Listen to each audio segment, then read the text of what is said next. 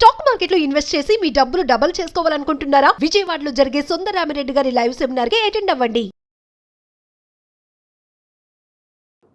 నమస్తే కళ్యాణ్ గారు. నమస్తే జయ గారు. కళ్యాణ్ గారు, అందమైన జీవితానికి మెయిల్స్ కుప్పలు తెప్పలుగా వస్తూనే ఉన్నాయి. అయితే ప్రయారిటీని బట్టి ముందు వెనుక తీసుకొని మనం డిస్కస్ చేస్తున్నాము. డైరెక్ట్గా సబ్జెక్ట్లోకి వచ్చేస్తానండి. చందన అని ఒక అమ్మాయి మనకి మెయిల్ చేశారు. వాళ్ళ హస్బెండ్కి సంబంధించిన ఇష్యూ అనమాట. హస్బెండ్ ఇష్యూ అనగానే నేను కూడా ఫస్ట్లో ఇదేదో రెగ్యులర్గా మనం చూసే ప్రాబ్లం ఏమో అనుకున్నాం, వైఫ్ అండ్ హస్బెండ్ ఇష్యూస్ ఏమో అనుకున్నాను. కానీ కొంచెం డిఫరెంట్గా ఉందండి. అయితే మెయిల్లో తన నెంబర్ కూడా ఇచ్చింది, ఒకసారి కాల్ చేసేయమంటారా? చేయండి మేడం.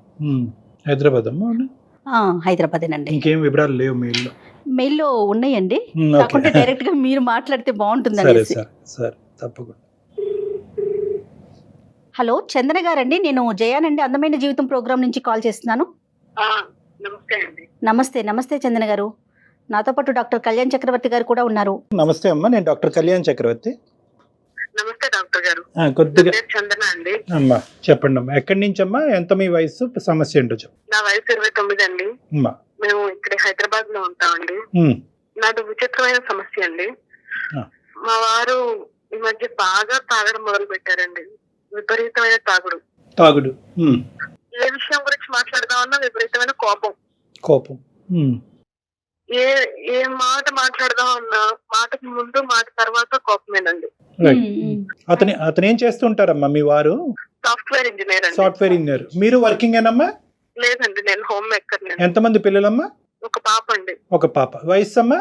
3 ఏళ్ళండి. మీకు మ్యారేజ్ అయ్యి? మాకు మ్యారేజ్ 6 ఏళ్ళు అయిందండి. ఓకే. ఈ కోపం అన్నది ఇప్పుడమ్మా, మ్యారేజ్ అప్పటి నుంచినా? అది మొదటి నుంచి ఉన్నదేనండి. తాగుడు అన్నదమ్మా? అది మొదటి నుంచే ఉందండి. కాకపోతే ఎప్పుడో నెలకోసారో వారానికోసారో తాగేవాళ్ళండి ఇది వరకు. కానీ ఇప్పుడు మరీ విపరీతం అయిపోయిందండి తాగుడు. కారణం వెతుక్కుంటున్నాడు తాగడానికి. కోపం వచ్చినా తాగడమే, బాధ వచ్చినా తాగడమే, ఆఖరికి సంతోషం వచ్చినా తాగడమే, అన్నిటికీ తాగుడేనండి. ఇక్కడ ఎవరెవరు ఉంటారు చందన? హైదరాబాద్ లో మీతో ఫ్యామిలీ ఎవరెవరు ఉంటారు? మేము ముగ్గురేనండి, నేను, మా వారు, మా బాబా. ఓకే. అరేంజ్ మ్యారేజ్ అండి? అరేంజ్డ్ కమ్ లవ్ మ్యారేజ్ అండి మాది. చెప్పమ్మా, అంటే ఈ కోపానికి కొన్ని నిదర్శనాలు చెప్పండి అమ్మా, ఎగ్జాంపుల్స్. అంటే ఏ పరిస్థితిలో ఎక్కడ వస్తుంది కోపం? మనం ఏదన్నా అన్నా వస్తుందా, ఏమి అనకపోయినా వస్తుందా, ఎలా వస్తుంది ఈ కోపం చెప్పండి? ఎవరితో? ఎవరైనా కోపం తెప్పించాలంటే చాలా ఈజీ. లేదు, ఆయన కోపం తెచ్చుకోవాలన్నా ఈజీ. ఆయనకి మొదటి నుంచి విపరీతమైన కోపం. ఇదేంటయ్యా ఈ పని ఇలా చేసావు అని ఏదన్నా చిన్నగా మాట్లాడినా, గట్టిగా మాట్లాడక్కర్లేదండి, మాట్లాడినా చాలు, నీకెందుకు, నువ్వెవరు మాట్లాడటానికి అని రైజ్ అయిపోతుంటాడండి. అతన్ని సరిచేయటం గాని, సర్ది చెప్పటం గాని ఏదైనా చెప్తే కనుక అతను కోపం వస్తుంది. అలా కాకుండా మీరు అతను సరిచేయకుండా, సర్ది చెప్పినటువంటి పరిస్థితి లేకుండా కూడా కోపం వస్తుందమ్మా సహజంగానే? ఆయన సహజంగానే బాగా కోపిస్తండి. ఓకే. మళ్ళీ ఆయనే సర్దుకుంటారా చందన, లేకుంటే మళ్ళీ అది అలా ప్రొలాంగ్ అవుతూనే ఉంటుందా కోపం? ప్రొలాంగ్ అవుతూనే ఉంటుందండి. నేను గొడవ పడకూడదు, ఫోన్లే ఇవాళ నేను సర్దుకుపోదాము అనుకున్న రోజున బయటికి వెళ్ళిపోయి తాగొచ్చేస్తారు. లేదు, నాకు ఆ రోజు మూడ్ బాగలేదు, నేను ఎదురు తిరిగి మాట్లాడదాం అనుకున్న రోజున ఇంకా ఎక్కువ గొడవ పడు. మొదట్లో పోనీ నేను తగ్గుంటే ఆయన తగ్గుతాడులే అనుకుని నేను సర్దుకుపోయిన రోజులు నన్ను ఇంకా చులకంగా చూడటం మొదలు పెట్టాడండి. ఇది వరకు మాట అనుకుని అరుచుకునేవాళ్ళం, ఇప్పుడు చెయ్యి కూడా ఎత్తుతున్నాడండి నా మీద. పాప పెద్దదవుతోంది కదండి, అది అక్కడ ఉందని కూడా చూసుకోడండి. ఈ 6 ఏళ్లలో 10 ఉద్యోగాలు మారింటాడండి ఈ కోపంతో. 10 ఉద్యోగాలు? 10 ఉద్యోగాలా? జాబ్ చేయడానికి తెలివి కూడా ఉంది, కానీ ఆ కోపంతో పోగొట్టుకుంటాడండి. అమ్మా, ఇప్పుడు కోపం అన్నది మనకు అర్థం అవుతుంది, కానీ ఉద్యోగం అనేటటువంటి పరిధిలో అక్కడ ఏంటమ్మా, అక్కడ కోపం అంటే ఎందుకు కోపం వస్తుంది అక్కడ? వాళ్ళకి తగ్గట్టు ఈయన ఉండడండి. ఓకే. మనం కంపెనీకి వెళ్ళాము, ఒక ఆఫీస్ కి వెళ్ళాము, వాళ్ళకు రూల్స్ రెగ్యులేషన్స్ ఉంటాయి, డ్రెస్ కోడ్ అనో ఇంకోటో ఉంటాయి. అవి ఏమి ఈయనకి నష్టం.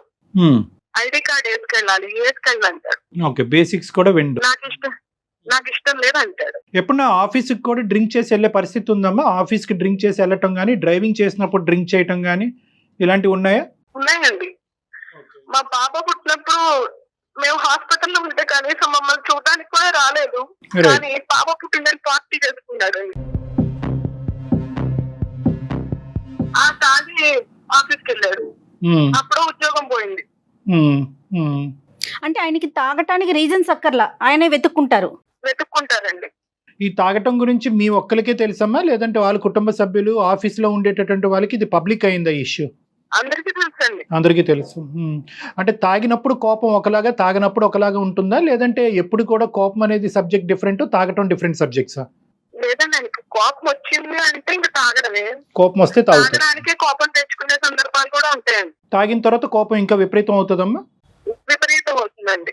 ఇప్పుడు చేతుల వరకు వచ్చిందా వ్యవహారం? అవునండి, చెయ్యి ఎత్తడం వరకు కూడా వచ్చిందండి. అయ్యో, మొన్న మధ్య మా పాప గురించి కూడా ఆలోచించాలి. అడ్డొచ్చింది. అడ్డొచ్చేసరికి దాని మీద అరిచాడండి.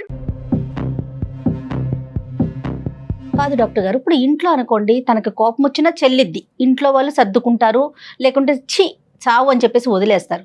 ఆఫీసుల్లో చెల్లదు కూడా, అక్కడ కూడా ఇలాంటి పెత్తనం చూపించేస్తా ఉంటారా? అంటే ఇది వ్యక్తిత్వ పరం. ఇప్పుడు అమ్మాయి చెప్పేటటువంటి దాంట్లో ఏంటంటే ఇక్కడ కోపము తాగుడు అనేటటువంటిది బయటకు కనిపించేటటువంటి రెండు సబ్జెక్ట్స్ మాత్రమే. ఇవేంటంటే ఆ లోపల ఉండేటటువంటి వ్యక్తిత్వం గురించి మనం ఇక్కడ అర్థం చేసుకోవాలి. ఏంటంటే అహంకారి స్వభావం, నాకన్నీ తెలుసు, నేను ఎప్పుడూ టాప్ లో ఉండాలి, నా మాట అందరూ వినాలి, నేను చెప్పినట్టు జరగాలి, నా వైపు వేలెత్తి ఎవరు చూపెట్టకూడదు, నేను వేలెత్తి చూపెడితే అవతల వాళ్ళు తూచా తప్పకుండా వెంటనే ఫాలో అయిపోవాలి. సో ఇది వ్యక్తిత్వ పరమైనటువంటి లోపం. ఒక డిసార్డర్.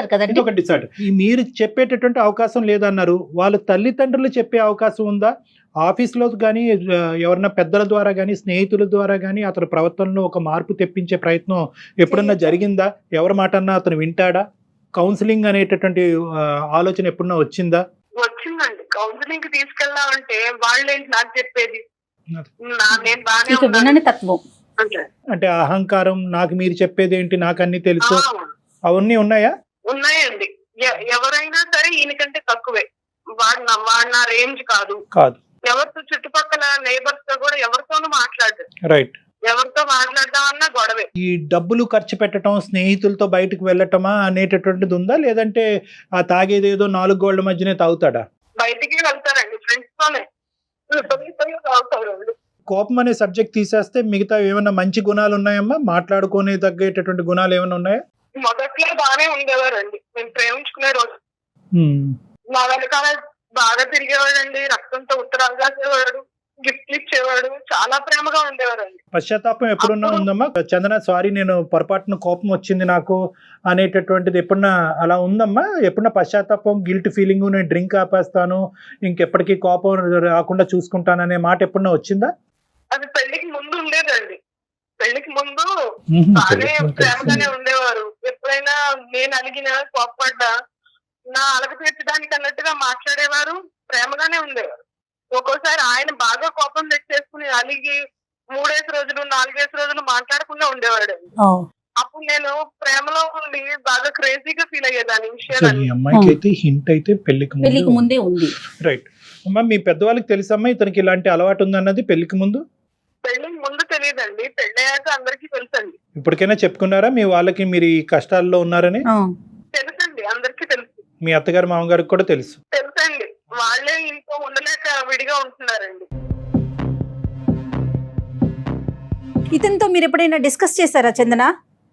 నువ్వు ఇలా కోపంగా బిహేవ్ చేస్తున్నావు, నాకు చాలా ఇబ్బందిగా ఉంది, మనకు ఒక పాప కూడా వచ్చింది, ఇట్లయితే ఎట్లా అట్లా ఏదైనా ఓపెన్ గా మీరు మాట్లాడే అవకాశం అసలు అతను ఇచ్చాడా మీకు?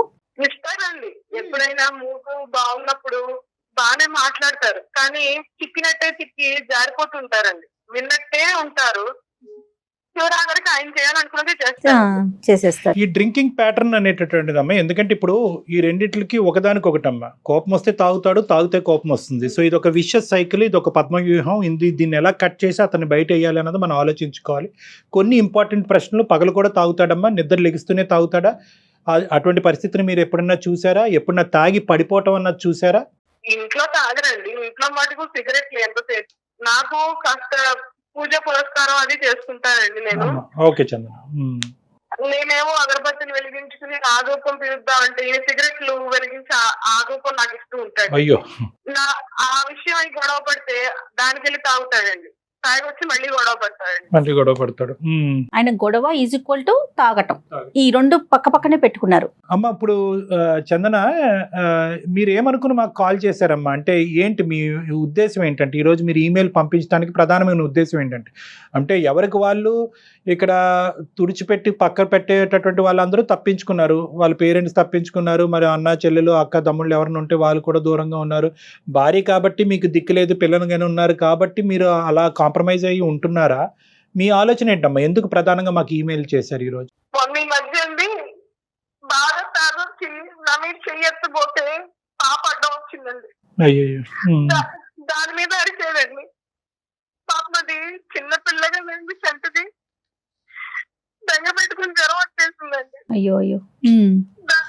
దాని మీద కోపం చూపించిన దగ్గర నుంచి నేను ఇంక తట్టుకోలేకపోతున్నానండి.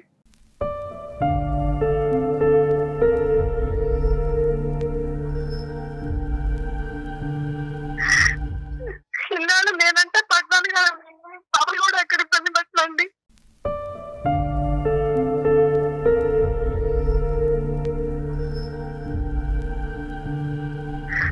కొనుగోలు సార్లు తెచ్చిపోవడం అనిపిస్తుంది. అయ్యో. అది చందన అలా కదమ్మా, ఇక్కడ ఏంటంటే మీకంటూ ఇంకొక బాధ్యత కూడా ఉంది, పాప రూపాన ఒక బాధ్యత ఉంది. అన్నిటికంటే ఇక్కడ ఒక ట్విస్ట్ కానీ లేదంటే ఒక కీలకమైన అంశం ఏదైనా ఉందంటే మీ జీవితంలో, కోపడినటువంటి వ్యక్తికి తన కోపం వల్ల తాగటం వల్ల జరిగేటటువంటి నష్టం 1% కూడా అవగాహన లేకపోవటం అన్నది ఇక్కడ ముఖ్యంగా మీరు బాధపడే అంశం. కోపం, తాగటం ప్రత్యేకంగా మగవాళ్ళలో ఒక సహజమైన సబ్జెక్ట్ ఈ రోజుల్లో. అంటే మీ సమస్యని నేను చిన్నగా చూస్తున్నాననే ఉద్దేశం కాదు, కానీ చాలా సహజమైన సబ్జెక్ట్. కానీ ఇక్కడ ఎక్కడా కూడా అతను ఆలోచించట్లేదు, దీనివల్ల జరిగేటటువంటి పరిణామాల గురించి అతను ఆలోచించట్లేదు, వేరే వాళ్ళు చెప్పినా కూడా వినట్లేదు. అది ఇక్కడ దురదృష్టకరమైన పరిస్థితి. 10 ఉద్యోగాల దాకా మారారంటున్నారు, మధ్యలో గ్యాప్ వచ్చి ఉంటుంది కదా, ఫైనాన్షియల్ గా ఇబ్బందులు ఇలాంటివి ఫేస్ చేసినా కూడా ఏం పట్టించుకోరంటారా ఇలాంటి క్యారెక్టర్? ఏ చందన? ఆర్థికంగా వాళ్ళకి కొంత ఆస్తులు అవి ఉన్నాయండి, అలా అలా మెట్టుకొస్తున్నాం, కానీ ఎదుగు పొదుగు లేదండి. ఏమాత్రం అంటే అండి తింటే కరిగిపోతాయి.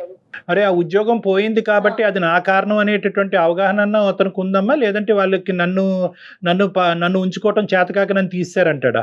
అదేనండి, ఆ ఉద్యోగం పోయిన రోజున డైరెక్ట్ గా ఇంటికి రాడండి, బయటకు వెళ్ళిపోయి తాగేసి అప్పుడు వచ్చి చెప్తాడండి, వాళ్ళని తీసేశారు, చేతగాని వెదవాళ్ళు, వాళ్ళకి పని చేయించుకోవడం చేత కాదు, వాళ్ళకే పని చేత కాదు. అదేనమ్మా చంద్ర, ఇక్కడ దురదృష్టం ఏంటంటే చచ్చిపోవాలి చనిపోవాలనే ఆలోచన దయచేసి తీసి పక్కన పెట్టేయండి. సింపుల్గా నేను ఒక మాట చెప్తాను, అంటే ఇది నా స్థానంలో కూర్చున్నటువంటి వ్యక్తికి సింపుల్ ఏమో, అనుభవించేటటువంటి మీకు చాలా కష్టం.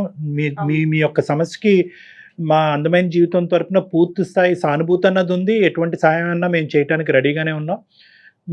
మీ వరకు కూడా నేను చెప్పేది ఏంటంటే, ఇక్కడ ద డెసిషన్ ఈజ్ యువర్స్. చావు తప్ప మీరు ఏ డెసిషన్ అన్నా తీసుకోండి. ఉండాలనుకుంటున్నారా, మనిషి మారటానికి అవకాశం ఉందా లేదా, మార్పు రాకపోతే కనుక ఉండండి, లేదంటే బయటపడండి. సో నేను అనేది ఏంటంటే, చావు అనే సబ్జెక్ట్ తీసేస్తే మనం మిగతా ఆప్షన్స్ మాట్లాడుకోవడానికి అవకాశం ఉంటుంది. మీ బిడ్డ గురించి మీరు బతకాలి, మిమ్మల్ని కన్నా మీ అమ్మ నాన్న గురించి మీరు బతకాలి. So kindly delete that word. ఇప్పుడు ఏం చేయాలి? ఇక్కడున్న పెద్ద టర్నింగ్ పాయింట్ అండ్ ట్విస్ట్ ఏంటంటే కనుక, ఈ మనిషికి 0.5% కూడా అతను తప్పు చేస్తున్నాడు, తప్పుగా వ్యవహరిస్తున్నాడు, ప్రవర్తిస్తున్నాడు అనేటటువంటి అవగాహన లేకపోవటం అనేటటువంటిది ఇక్కడ ప్రత్యేకం. 90% సమస్యలు ఇక్కడే వస్తాయి. అవగాహన ఉంటే ఏం ప్రాబ్లం లేదు, మీరు చేయి పట్టుకుంటారు, అతను మీ చేయి పట్టుకుంటారు, ఏదో ఒక చోటకి వెళ్తారు, ఎవరి చేతో కౌన్సిలింగ్ చేయించుకుంటారు, డాక్టర్లే అక్కర్లేదు, మీ ఇంట్లో పెద్దవాళ్ళే కౌన్సిలింగ్ చేసి అతను బయటకు వేస్తారు. ఎందుకంటే అరే నీకు బరువు బాధ్యతలు తెలియవా, నీకు బాధ్యతలు తెలియనప్పుడు నువ్వు ఎందుకురా పెళ్లి చేసుకున్నావు, ఇల్లు గొల్ల చేస్తున్నావు, డబ్బులు ఖర్చు పెడుతున్నావు, సమాజంలో మర్యాద పోగొట్టుకుంటున్నావు, భార్యగా ఇలువ లేవు అనేటటువంటి ఈ పదాలు ఎవరు వాడినా కూడా ఆటోమేటిక్గా అక్కడ కౌన్సిలింగ్ జరిగినట్టే మనిషిలో ఎంతో కొంత మార్పు వస్తుంది. సో ఇక్కడ పెద్దవాళ్ళు అనేటటువంటి వాళ్ళు ఎప్పుడో ఇందులోంచి బయటకు వెళ్ళిపోయారు అన్నట్టు నాకు అనిపిస్తుంది ఆవిడ మాట. ఈవిడ ఒంటరి పోరాటం చేస్తుంది ఆవిడ. సో ఈరోజు ఆ మనిషిని మా దగ్గర తీసుకురావడానికి ప్రయత్నం చేసినా కూడా అది ఉపయోగపడలేదని అంటున్నారు కదా చందన గారు. అది కూడా ఒక గొడవేనండి. నేను ప్రయత్నించి చూసానండి, మా అమ్మ వాళ్ళకి మా నాన్నగారు అన్నయ్య వచ్చి ఒకసారి మాట్లాడిపోతే, మీరెవరు మాట్లాడడానికి, మీరెందుకు కల్పించుకుంటున్నారు, అసలు Hmm. నువ్వెందుకు చెప్పావు వాళ్ళకి అని అది ఇంకో గొడవ. ఆఫీస్ బయట కోపగించుకోవటం, బయటకు వెళ్ళి తాగటం అనే అంశాల గురించి మనం మాట్లాడుకుందాం. అది మీ పరిధిలో లేనటువంటి అంశం. మీకు సంబంధించిన అంశం ఏదైనా ఉందా? అతను ప్రత్యేకంగా మీరు స్లోగా చేస్తారనో, కరెక్ట్గా చేయరనో, నీట్గా ఉంచరనో, పాపం సరిగ్గా చూసుకోరనో, ఇలాంటి ఏమైనా కరెక్టబుల్ సబ్జెక్ట్స్ అంటే మార్పు తీసుకురాగలిగేటటువంటి సబ్జెక్ట్స్ ఏమన్నా మీలో ఉన్నాయా? అవేమన్నా మీరు ఆ ప్రయత్నం ఏదన్నా చేస్తే కనుక మనిషి ఏమన్నా కొంతవరకు చల్లబడేదానికి అవకాశం ఉందా? అన్ని రకాలుగా ప్రయత్నించి చూశానండి. అన్ని రకాలుగా చేసిన తర్వాత ఇక నా వల్ల అయితే డివోర్స్ తీసేసుకుందాం అనే ఆలోచన వచ్చింది. మళ్ళీ పాప న్యాచురల్గా చాలా చక్కది. మెయిన్ అదే కదా ఇష్యూ. పాప గురించి మీరు ఉన్నారు. పాపం తను ఎటు డిసైడ్ చేసుకోలేకపోతున్నారు. చదువుకున్నారా చందన? మీరు ఎంతవరకు చదువుకున్నారు? నేను ఎంఎస్సీ చదివానండి. ఏంటండి అసలు ఈ సమస్యకి అసలు పరిష్కారం అంటే మనం ఏం మాట్లాడుకోవాలి కళ్యాణ్ గారు? అందరికీ స్ట్రైట్ ఫార్వర్డ్ గా మనం సమాధానం ఎలాగైతే అందమాని జీవితం ప్లాట్ఫామ్ ద్వారా చెప్తున్నామో ఇదంతా స్ట్రైట్ ఫార్వర్డ్ ఇష్యూ కాదమ్మా. నాకేమీ తెలియని వాడి కన్నా చెప్పొచ్చు, నాకు అన్ని తెలిసిన వాడి కన్నా చెప్పొచ్చు. మధ్యస్థం ఉండి తెలిసి తెలియనటువంటి వాళ్ళకి, కానీ అహంకారంతో రగిలిపోతున్నటువంటి వాళ్ళకి మనం ఏం చెప్పలేం. ఇది అహంకారం.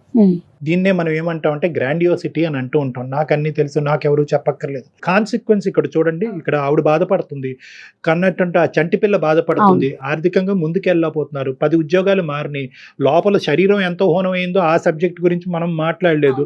సో ఇన్ని పరిణామాలు ఉన్నా కూడా ఆ మనిషి అలా ముందుకెళ్ళిపోయేటటువంటి తత్వం చూడండి, అది వ్యక్తిత్వపరమైన లోపం.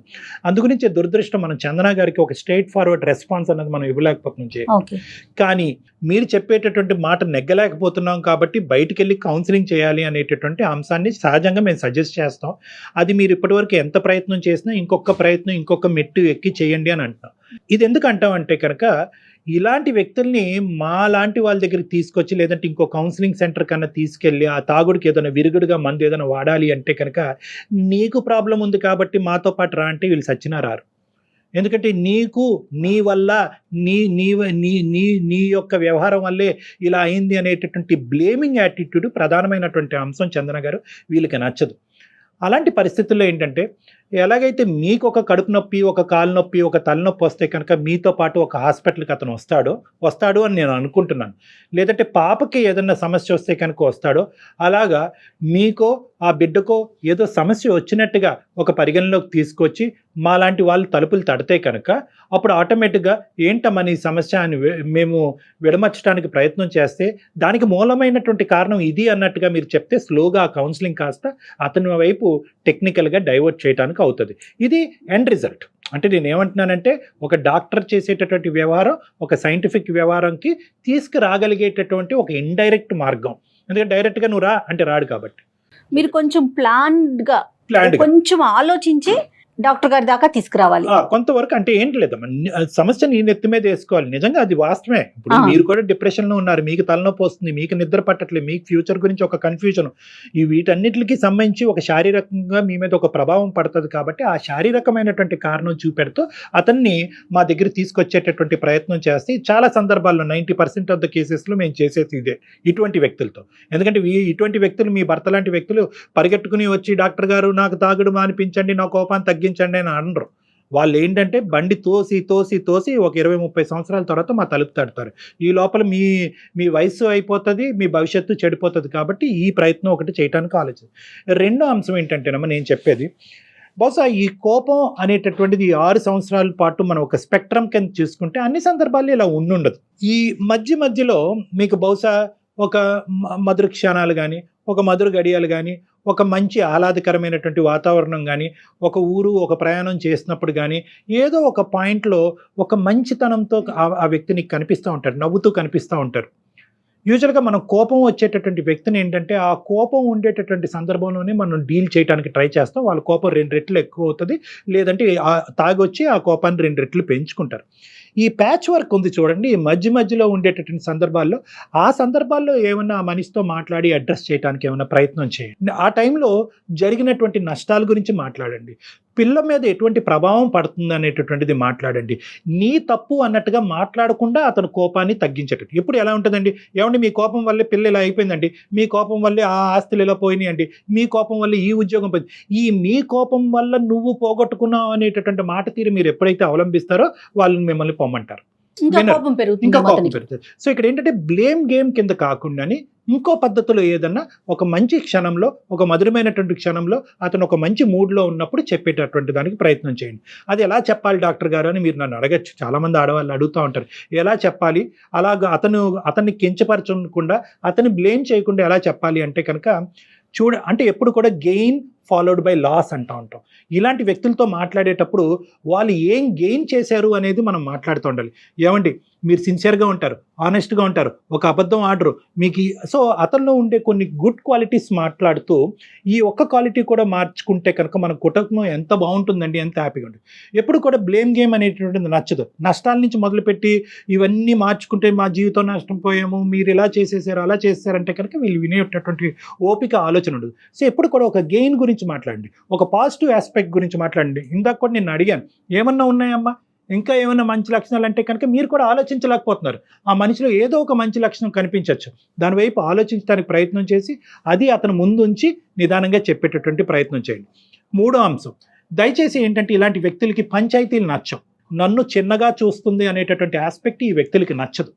సో ఏంటంటే సహజంగా అది కామన్, అన్ని ఇళ్లలో ఏమవుతుందంటే తాగి అరిచి కొట్టి తిట్టేటటువంటి మగాడికి కానీ బుద్ధి చెప్పాలి అంటే కనుక వాళ్ళని పిలవండి, వీళ్ళని పిలవండి అని పంచాయతీలు పెడతా ఉంటారు.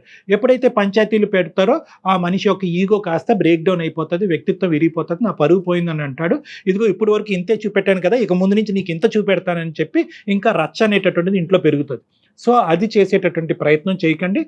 అంటే మీ ఇష్యూలో it is between the four walls. So ఈ విధంగా ఏమన్నా ఒక అవకాశం ఉందేమో ట్రై చేయండి చందన గారు. దానికి మించి ఏమన్నా మీకు సమస్యకి పరిష్కారం దొరకకపోతే ఖచ్చితంగా మమ్మల్ని కాంటాక్ట్ అవ్వండి. అప్పుడు ఆ సమయం సందర్భాన్ని బట్టి ఒక సూచన ఇవ్వటం జరుగుతుంది. ఒకసారి డాక్టర్ గారి దగ్గరికి ఇప్పుడు ముందుగా చెప్పినట్టుగా ఏదన్నా ముందుగా ఎవరికైనా హెల్త్ బాగోలేదనో ప్లాన్డ్గా తీసుకొచ్చే ప్రయత్నం అయితే ఒకటి ఫస్ట్ చేయటం బాగుంటుందేమో చందన. అంటే ఇది అంత స్ట్రైట్ ఫార్వర్డ్ కాదమ్మా, నేను చెప్పాను అనుకున్నంత ఈజీ కాదు, బట్ మీరు కొంచెం కష్టపడాలి. నేను ఫ్లూయెంట్ గా అన్ని చెప్పాను కానమ్మా, 1 by 1. ఇవేంటంటే at the end of the day ఏది అందులో ఫిట్ అవుతుంది, మీ ఇంటి పరిస్థితులు బట్టి నేను చెప్పినటువంటి ఏ సూచన సలహా ఫిట్ అవుతుంది అన్నది మీరు ఆలోచించుకోండి. లేదండి అన్ని సలహా సూచనలు అన్నీ నేను పాటించాను, నేను విసిగి వేసారిపోయాను, చావు తప్ప నాకు ఇంకో గత్యంతరం కనిపించట్లేదంటే దయచేసి you walk out of that marriage. ఎవరు మిమ్మల్ని రోడ్ బ్లాక్ చేసి పెళ్లి చేసుకున్నారు కాబట్టి పుట్టినా చచ్చినా అక్కడే చావమని ఎవరు అనట్లేదు. ఒక మనిషి మారటానికి ప్రయత్నం చేశారు, ఓపికగా 6 సంవత్సరాల పాటు ఉన్నారు, ఇప్పుడు బిడ్డ మీద కూడా ప్రభావం పడుతుంది, మాట కాస్త చేతల వరకు వచ్చింది, ఇంకా చాలు ప్రయత్నాలు చేయండి, వీలు కాకపోతే బయటపడండి. ప్రయత్నం అయితే చేయండి, ఇంకొకసారి ఆలోచించండి చందన. బయట కారణాలు చూపెట్టేటటువంటి వ్యక్తిత్వాలు ఉంటాయన్నమాట. ఏదో ఒక కారణం కనిపిస్తూ ఉంటుంది. ఇందాక ఏంటంటే 2 రకాలు ఉంటాయి తాగేటటువంటి వాళ్ళకి. ఒకటి ఏంటంటే సహజంగా ఉండి కారణం ఉండి తాగేటటువంటి ఒక బ్యాచ్ అయితే కనుక తాగుడికి బానిస అయ్యి ఏదో కారణం చూపెట్టకపోతే సమాజం మనం తాగటాన్ని సమర్థించుకోలేమని చెప్పి ఈ కారణం ఆ కారణం ఆ కారణం అని చూపెట్టేటటువంటి వాళ్ళకి వాళ్ళ జీవితంలో కనిపించే పాజిటివ్ పాయింట్స్ వైపు వాళ్ళు చూపెట్టరు. ఎందుకంటే పాజిటివ్ పాయింట్స్ వైపు చూపెట్టారు, అరే నీకు బిడ్డ ఉంది కదా, చక్కగా ఉంది, ఆపేయచ్చు కదా అంటే తాగుడు ఆపేయాలి, అది మన వల్ల కాదే. సో కాబట్టి ఏంటంటే ఎప్పుడు కూడా వాళ్ళు నెగిటివ్ పాయింట్స్ వైపే చూపెడుతూ వాళ్ళు వీళ్ళు అని చెప్పి అందరి వైపు వేలెత్తి చూపెట్టు తాగుతూ ఉంటారు. వాళ్ళ జీవితంలో పిల్లలు ఇవి అనేటటువంటి ఎక్కువ ప్రభావం చూపెట్టదాం. చందన విన్నారు కదా చందన? విన్నానండి. ఎస్, డాక్టర్ గారు చెప్పినట్లుగా కొంచెం ఇవన్నీ మనం చెప్పటం చాలా సింపుల్గా అనిపించవచ్చు, మీరు పాటించడం కష్టమే, బట్ మీ కాపురాన్ని నిలబెట్టుకోవాలంటే తప్పదండి. కొంచెం ఓపికగా 1 by 1 step by step try చేస్తూ చూడండి. మీకు ఇంకా పర్సనల్గా మాట్లాడాలని ఉంటే నేను నెంబర్ కూడా మీకు ఫార్వర్డ్ చేస్తాను. మీ నెంబర్ నా దగ్గర ఉంది కదా, ఒకసారి డాక్టర్ గారిని కూడా మీరు కన్సల్ట్ చేయొచ్చు. అలాగేనండి. రైట్, కానీ ధైర్యంగా ఉండండి చందన, ధైర్యాన్ని మాత్రం కోల్పోవద్దు. మీ ఫ్యామిలీ సపోర్ట్ కూడా తీసుకుని వాళ్ళతో మాట్లాడుతూ వాళ్ళకి దగ్గరగా ఉండటానికి కూడా ప్రయత్నం చేయండి అమ్మా. ఎందుకంటే ఇలా అయితే నిరాశ పడిపోయి నీరసించిపోతారు. సో ఫ్యామిలీతో కాంటాక్ట్ మెయింటైన్ చేయటము, మీకంటూ ఒక యావిగేషన్ పెట్టుకోవటం, ఒక జాబ్ చేయటం, పాపతో పాటు టైం స్పెండ్ చేయటము, ఏదన్నా మీరు మాస్టర్స్ చేశానని అంటున్నారు, మీరు ఎడ్యుకేటెడ్ పర్సనే, మీకంటూ ఒక ఉద్యోగం చూసుకోవటం, సో మీ లైఫ్ అంటూ కూడా ఒక ప్రయాణం మొదలు పెట్టాలేమో అనేటటువంటిది కూడా గుర్తుపెట్టుకోండి. మీకు ఒక సోషల్ లైఫ్ ఉండాలి, ఒక సామాజిక పరమైనటువంటిది ఒక కెరియర్ అనేటటువంటిది ఉండాలి. ఇవన్నీ కూడా బిల్డప్ చేసుకుని మీ కాలం మీద మీరు నిలబడే ప్రయత్నం కూడా చేయండి. టోటల్ గా ఆయనే కనిపిస్తున్నారు, సో కొంచెం దాని నుంచి మీరు బయటకు వచ్చే ప్రయత్నం చేస్తే కొంచెం ఏదైనా బెటర్ ఉంటుందేమో. ఓకే చందన? ఓకేనమ్మా? Right Chandana, all the best అండి. Thank you. నమస్తే. నమస్తే.